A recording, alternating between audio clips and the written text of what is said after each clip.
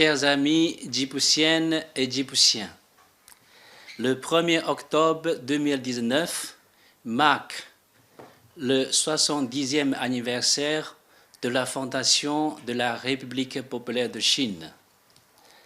Au cours des 70 dernières années, le peuple chinois, uni dans ses efforts persévérants, a remporté des succès remarquables. Au lendemain de sa fondation en 1949, la Chine était un pays appauvri et affaibli. À cette époque-là, l'homme le plus audacieux n'osait pas imaginer que la Chine puisse devenir au moins de 70 ans la deuxième économie mondiale. 70 ans après sa fondation, la Chine est aujourd'hui le premier grand pays en termes de production industrielle, de commerce extérieur et de réserve de change. Au cours de ces 70 ans, la place de la Chine n'a eu de cesse d'être rehaussée sur la scène internationale et les conditions de vie de sa population ont été sensiblement améliorées. Un miracle sans précédent est ainsi créé par la Chine. Les Chinois le savent parfaitement, la recette de ces miracles réside dans la direction ferme du Parti communiste chinois. En moins de 70 ans, sous la direction du Parti communiste chinois, la Chine s'est engagée sur une voie socialiste à la chinoise et est passée d'une nation qui s'est relevée à une nation riche, puis à une nation puissante. Aujourd'hui, l'économie de la Chine ne cesse d'accéder à des paliers plus élevés.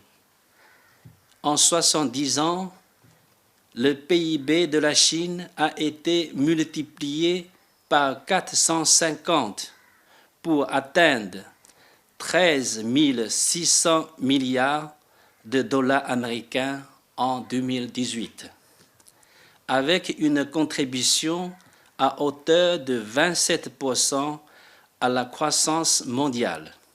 La Chine est le moteur le plus important de l'économie mondiale. Aujourd'hui, les conditions de vie de la population chinoise s'améliorent continuellement. En 2018, le revenu disponible par habitant s'est élevé à 4 500 $, soit plus de 280 fois plus important par rapport il y a 70 ans. Au cours de ces décennies, plus de 700 millions de Chinois ont pu sortir de la pauvreté. La Chine s'est fixée comme objectif zéro pauvreté d'ici 2020, afin de parachever sur tous les plans une société de moyenne aisance.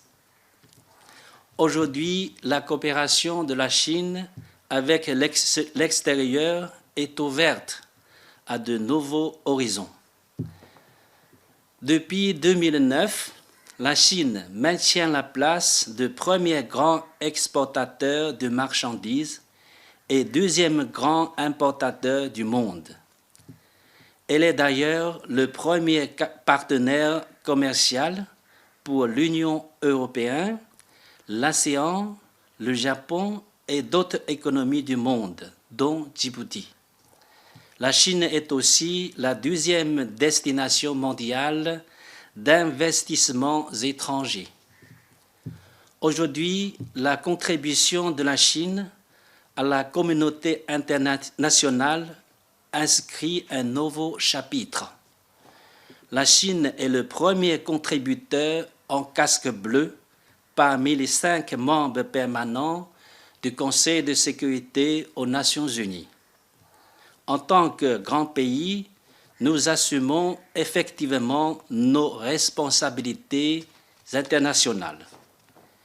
Les propositions de la Chine, telles que l'initiative La ceinture et la route, les concepts des relations internationales de type nouveau et de la communauté de destin pour l'humanité contribuent à l'amélioration de la gouvernance mondiale. Chers amis, l'année 2019 marque aussi le 40e anniversaire de l'établissement des relations diplomatiques entre la Chine et Djibouti. Durant ces 40 ans, nos deux pays se témoignent toujours mutuellement respect et soutien. Ensemble, nous avons créé un modèle de coexistence amicale entre les pays aux tailles différentes. Grâce à l'engagement personnel des dirigeants des deux pays et aux efforts conjugués de part et d'autre, les relations sino-djiboutiennes se trouvent aujourd'hui sur la meilleure période de leur histoire.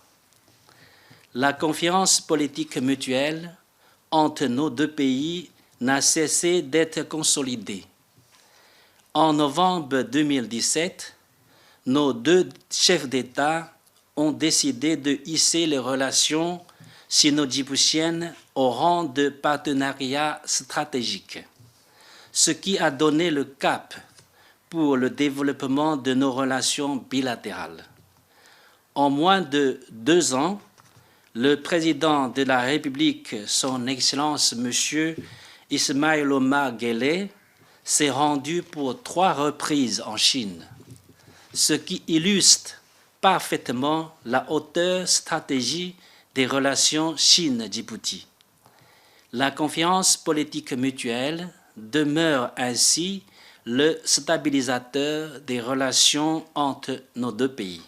La coopération économique et commerciale entre nos deux pays n'a cessé d'être renforcée.